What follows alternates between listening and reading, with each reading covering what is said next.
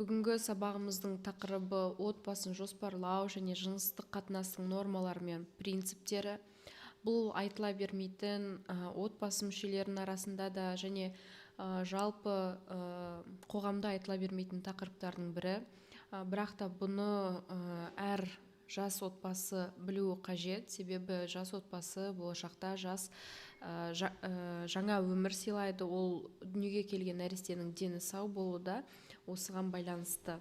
Жалпы жыныстық қатынас бұл табу нәрсе емес, бұл туралы айту керек, бұл қалай болу керек, не себепті проблемалар болып жатады, бұл туралы барлығын білген жөн. Және жасөспірімдер болашақта қандай да бір зорлық зомбылықтың немесе басқа да ауыр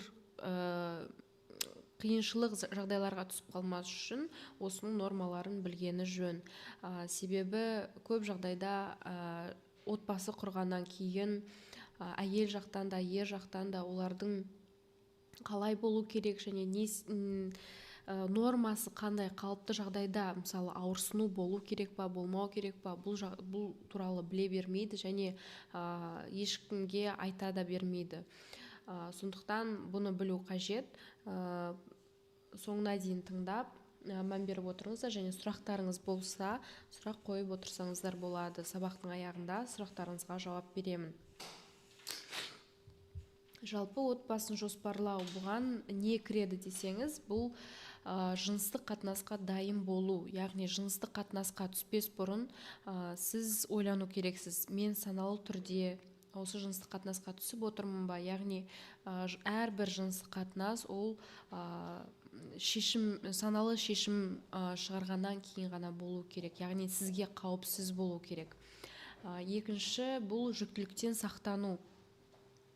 Жүктіліктен сақтану, яғни сізге жыныстық қатынастың қауіпсіз екендігіне және сізге қандай да бір қиыншылық тудырмас үшін, мысалы жыныстық инфекциялар, одан бөлек жүктілік сияқты ауыртпашылық болмас үшін сіз үнемі сақтанып жүруіңіз керек. Келесі, бұл жұптың дені сау болуы, яғни сіздің жүктілікке дайындалмай жүктілік болып қалуы сізге өз келеңсіз жайттарын тудыруы мүмкін. Сол себепті сіз өзіңіздің деніңіз сау және сіз моральды тұрғыда, физикалық тұрғыда дайын болған кезде ғана жүктілікке түсе аласыз. Сондықтан жұптың дені сау болуы маңызды. Және балалы болуға дайын болу. Балалы болу бұл оңай нәрсе емес, себебі үлкен жауапкершілікті талап етеді. Алғашқы уақытта, мысалы жаңа нәресте өмірге келгеннен кейін ол 100% анасына тәуелді болады. Сол себепті де осыған дайын болу қажет. Бұның барлығы жасөспірім шақтан бастап жастарға айтылатын нәрсе болу керек. Себебі жыныстық қатынас басталғаннан кейін жүктіліктің болу мүмкіншілігі жоғары. Қаншалықты сақтанып жүргеннің өзінде де ешқандай контрацептив түрі 100% сізді жүктіліктен сақтайды деп айтылмайды. Себебі әртүрлі жағдай болуы мүмкін, әртүрлі кейстар болуы мүмкін. Сол себепті де балалы болуға физикалық тұрғыда бөлек менталды дайын болу қажет. Осы жауапкершілікті алуға дайын болу қажет. Себебі көбінесе мысалы жасөспірім қыздар жыныстық қатынас бастағаннан кейін сақтанбай жүріп, серіктесіне сеніп қалады. Сондай жағдайлар болып, жүкті болып жатса, жас әке бұндай жағдайларда көбінесе жауапкершілік алудан қашады. Яғни қыз жалғыз өзі баламен қалып қойып жатады. Сондықтан да алдыңғы сабақта айтқанымда жүктілікке дайындалмас бұрын сіз серіктесіңізге толық сенімді болатындай отбасын құрып, заңды некеде болғаныңыз жөн. Және болашақ баланың дені сау және де толық отбасыда туылуы ол толықтай ата-анасына байланысты және жауапкершілік бұл 50-50 анасы мен әкесінде болады. 100% анасына тәуелді бұл, мысалы емуі, яғни оның тамақтануы бала тәуелді анасына болса, жалпы тәрбиесінде 50-50, яғни анасы да тәрбиелейді, әкесі де тәрбиелейді. Осындай жауапкершілік болу қажет. осының барлығы отбасын жоспарлауға кіреді. Яғни бұл тек қана медициналық тұрғыдан қарағанда емес, яғни тек қана денсаулық жөнінде емес, бұл тағы эмоционалды, менталды түрде, яғни психологиялық жақтан да осыған дайын болу қажет. Осының барлығын отбасын жоспарлауға кіреді. Енді жыныстық қатынас туралы айтатын болсақ, жыныстық қарым-қатынас басталмас бұрын сіз мына сұрақтарға жауап бере алуыңыз қажет. Сіз болашақ сексуалды серіктесіңізбен қандай қарым-қатынастасыз? Яғни сіз бір тең қарым-қатынастасыз ба, жоқ па, соған мән беру керек. Сонымен қатар бұл адаммен сіз өзіңізді қауіпсіз сезінесіз бе? Яғни бұл қандай да бір қысым тудыратын жағдай болып тұрған жоқ па? Яғни сіз толықтай осы серіктестен ешқандай инфекция жұқтырмаймын, жүкті болып қалмаймын деп қорғанып жыныстық қатынасқа түсіп тұрсыз ба? Соған мән беру қажет. Және де бұл қарым-қатынас екі жақты келісім бойынша жасалып жатыр ма? Ешқандай қысым сізге түсіріліп жатқан жоқ па? Серіктес жағынан болсын, қоғам жағынан болсын, сізде ешқандай қысым болып жатқан жоқ па? Соған осы сұраққа жауап беруіңіз керек. Себебі жыныстық қатынас бұл тек қана ер адамның немесе тек қана әйел адамның шешімімен болатын нәрсе емес. Бұл екі адамның да, яғни жұптың ортақ шешімінен туындайтын мәселе, туындайтын құбылыс.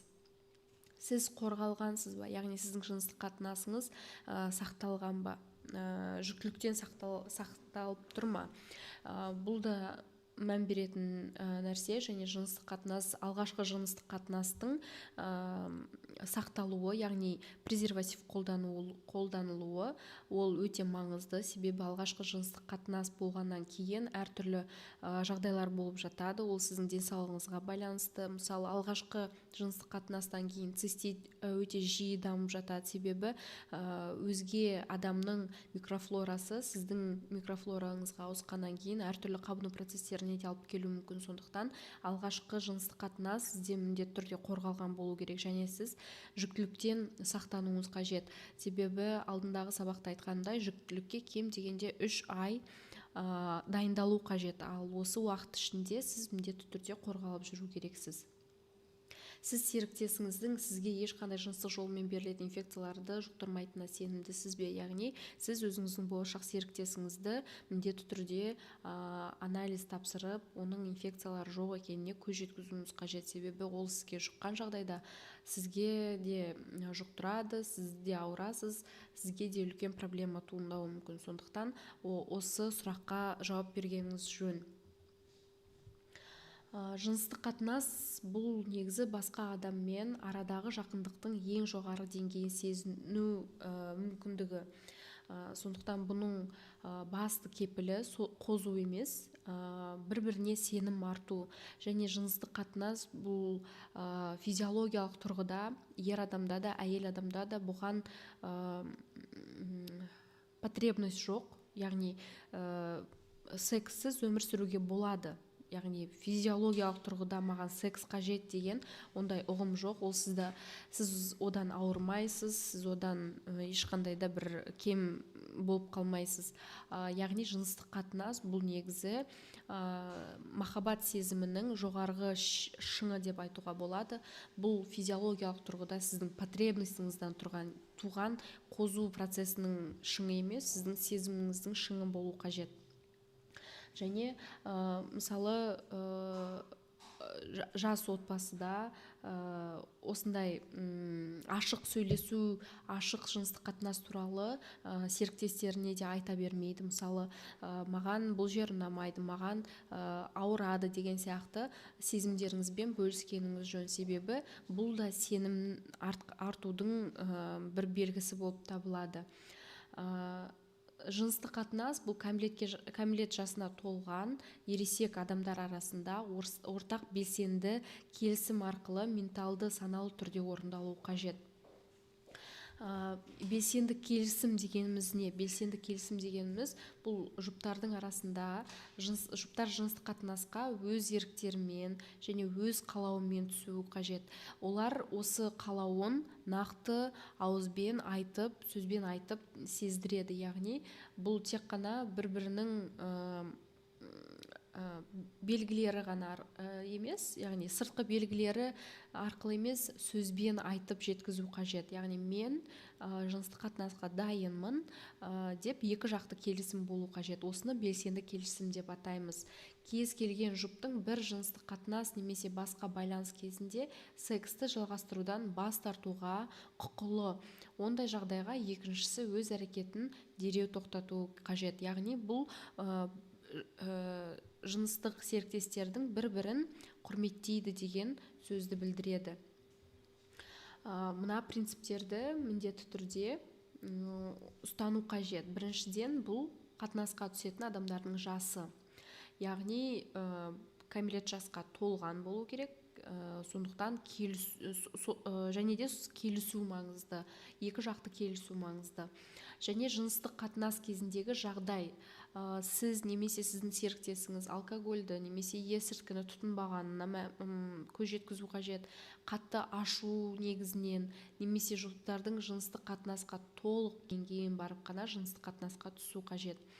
Және адамдардың бір-біріне қатысты тең позициясы, яғни бұл ешқандай қысымсыз, ешқандай басқа мақсатты қоймай жыныстық қатынасқа түсу. Бұл енді қаржылық тәуелділік кезінде немесе оқушы, студент, мұғалім арасындағы жыныстық қатынас туралы айтылып тұр. Яғни ол тең дәрежелі адамдар арасында, жұптар арасында болуы керек. Жоқ дегеніміз жоқ, және иә дегеніміз иә. Негізі физикалық жақындық туралы бұл шешімді айтып кеткенімдей, жұптың екеуі бірдей қабылдайды. Екеуінің белсенді келісімі арқылы болуы қажет. Қатынасқа түспес бұрын ер адам қыздан міндетті түрде оның келісімін алу қажет. Ол тіпті ер адамның қалауын, яғни оны қоздырғысы келген сияқты көрінгенімен, ол олай болмай шығуы мүмкін. Себебі ер адамдардың ойында, мысалы, ашық киінсе немесе флирт дейміз ғой, флиртовать етсе, күлімдесе, жымиса, оның барлығы ямен келісемін деген сөз емес. Ол әр отбасыда әртүрлі тәрбие, әр адамның принципі әртүрлі, әр адамның өмір сүру принциптері әртүрлі. Сол себепті киінуі де әртүрлі, стилі әртүрлі. Сондықтан олардың ашық киінуіне немесе олардың жымиып сізге күлімдегені бұл жыныстық қатынасқа дайынмын деген сөз емес. Сондықтан міндетті түрде жыныстық қатынасқа оның сөзбен айтылған келісімі болу қажет. Ал егер де басында қыз иә мен келісемін деп алып тура жыныстық қатынастың алдында жоқ десе, онда сіз міндетті түрде өзіңізді тоқтату қажетсіз. Себебі жыныстық қатынасқа екі жақты келісім болу қажет, және қыз дайын болу қажет. Қызда, ер адамда дайын болу керек. Және сіз өзіңізді тоқтатқаныңыз оны құрметтегеніңізбен тең, оның толық дайын болғанына дейін күтуіңіз қажет. Қыздарға ер адам жақтан, жігіт жақтан манипуляция жасалуы мүмкін. Мысалы, мен қозып алдым, маған енді көмектесуің қажет деген сияқты сөздер айтылуы мүмкін. Бұның барлығы манипуляция деп қабылдау қажет. Себебі ер адамда ол артық жасалынған сперматозоидтар өздігінен шығып кетеді. Олардың денсаулығына ешқандай зияны тимейді. Сол себепті егер қозып алған болса, маған көмектесуің қажет деп жатса, оған сенудің қажет жоқ. Сіз өзіңіздің қалауыңызды, өзіңіздің ішкі даусыңызды естіп, қалайсыз ба, қаламайсыз ба, соған жауап беруіңіз қажет. Жыныстық қатынасты қаламайтын болсаңыз, бұл да қалыпты жағдай. Сіз өзіңізді қашан дайын боласыз, сол кезге дейін күтуіңізге болады. Және міндетті түрде екі жақты келісім болғаны жөн. Енді жыныстық қатынастың нормаларын айтатын болсақ, егерде екі жақты менталды, яғни саналы түрде сіз жыныстық қатынасқа түсетін болсаңыз, онда ең бірінші жүктіліктен сақтану шараларын қолдану қажет. Яғни контрацепция әдісін қолдану қажет. Алдында айтқанымдай, жыныстық қатынастың алғашқы жыныстық қатынас болатын кезде міндетті түрде мүше қаппен қорғанған дұрыс, яғни презервативпен қорғанған дұрыс. Және әр жыныстық қатынастың алдында және аяқталғаннан кейін жуынуды ұмытпаңыз. Бұл қабыну процесінің алдын алады. Жыныстық қатынас кезінде ер адамның микрофлорасы әйел адамның микрофлорасына, яғни қынабына түскеннен, қынаптың ішінде айттым ғой, жақсы инфекциялар болады. Ер адамдарда да дәл сондай өздерінің шартты патогенді инфекциялары болады. Олар біздің организмімізге түскеннен кейін біздің иммунитетіміз оларды қабылдап, оларды қалыпты жағдай ретінде қабылдап, нормаға дейін келу керек. Ал кейбір жағдайларда, мысалы алдындағы сабақта айтқан болатынмын, бізде негізі зәр стерилді, яғни ол жерде ешқандай инфекция болмайды. Егер де зәр шығару түтігіне инфекция шығады, кіріп кететін болса, жыныстық қатынас кезінде ондай болады, кіретін болса, онда қабыну процесін шақырып, ары қарай цистит, бүйрек қабынуларына, уретритқа алып келуі мүмкін. Сондықтан жыныстық қатынастың алдында жуыну керек, және жыныстық қатынастан кейін кіші дәретке отырып жуыну маңызды. Бұл да қабыну процесінің алдын алады. Осыған мән бергеніңіз дұрыс. Және де жас отбасыларда жүктілікке дайындалу барысында, жүктілікті жоспарлап жүрген кезде жыныстық қатынастан кейін миф, түсінік бар осындай: мен аяғымды көтеріп жатсам, мен тез жүкті боламын деген. Негізі ол дұрыс емес. Себебі сперматозоидтардың қозғалтқыштығына біз ешқалай әсер ете алмаймыз. Өлген сперматозоидтар, олар бәрібір сыртқа шығып кетеді, ал қозғалғыш активті сперматозоидтар, сіз қаншалықты аяғыңыз көтеріп жатсаңыз да, жатпасаңыз да, олар өздерінің жұмысын ары қарай жалғастыра береді. Сондықтан олай аяқты көтеріп жату деген ол негізі миф, түсінік. Және қазір 1 минут.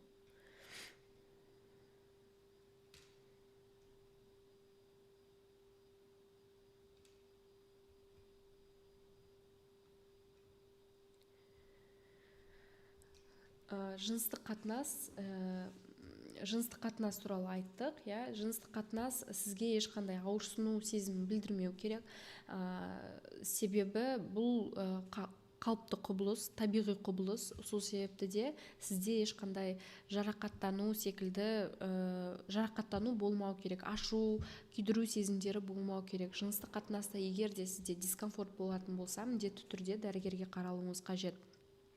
Және жыныстық қатынас басталмас бұрын, жыныстық қатынас басталғаннан кейін, енуден бұрын, яғни аталық мүшенің қынапқа енуінен бұрын толықтай қозу қажет, яғни орысша айтқанда прелюдия деген болу қажет. Себебі бұл біздің организмімізде бөлінділердің, яғни смазканың пайда болуы, бұл қозуға байланысты. Смазка пайда болған жақсы мөлшерде болғаннан кейін аталық мүшенің кіруі жеңілдейді, яғни бұл жарақатсыз, ыңғайлы және жақсы сезім білдіретін жақсы сезім болу қажет.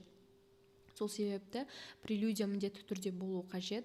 Көп жағдайда біздің менталитетімізге сай, қазақтарда, басқа ұлттар болсын, осы шығыс Азия ұлттарында міндетті түрде алғашқы жыныстық қатынастан кейін қан болу қажет деген түсінік бар. Бұл да миф түсініктердің бірі. Бұл яғни травма болды деген сөз. Көп қыздарда алғашқы жыныстық қатынаста ешқандай қан болмайды. Себебі жақсы қозған кезде ол, яғни аталық мүшенің өтуіне ыңғайлы болады, және де бізде қыздық перде эластикалық болып келеді. Олардың созылуы жақсы болады. Кейбір әйелдерде тіпті босанған кезде бірақ жыртылып жатады. Яғни бұл дегеніміз жыныстық қатынастың ең алғашқысы болса да, ол жерде қан болмайды деген сөз. Ең маңыздысы қозудың болуы. Және енді отбасын жоспарлау туралы айтсақ, жыныстық қатынас туралы сұрақтарыңыз болса, маған қоя беріңіздер, мен жауап беретін болам. Енді отбасын жоспарлаудың артықшылығын айтайық. Бұл не үшін қажет екенін айтайық. Отбасын жоспарымен құрған кезде адамдар қалаған бала санын жоспарлай алады, және олардың арасындағы туылу разницасын өздері, айырмашылықтарын өздері жоспарлай алады. Бұған жеткізетін, бізге көмектесетін контрацепция әдістері және бедеулікті емдеу арқылы жетеміз. Отбасын жоспарлау не нәрсеге көмектеседі? Адам құқығын іске асырады. Яғни біз өзіміздің қандай отбасы құрғымыз келетінін өзіміз таңдай аламыз, және қанша бала болу керектігін біз өзіміз таңдай аламыз. Себебі мысалы көп әйелдер бала саны жиі туып тастасам деген сияқты сондай принцип қолданады, бірақ бұл негізі дұрыс емес. Немесе ер адам жақтан да психологиялық тұрғыда нагрузка түсіреді, маған бала қажет, бала ту деген сияқты. Бірақ бұл барлығы әйел адамның денсаулығына қатысты болғандықтан баланың жасының айырмашылығы да жиі болмауы қажет.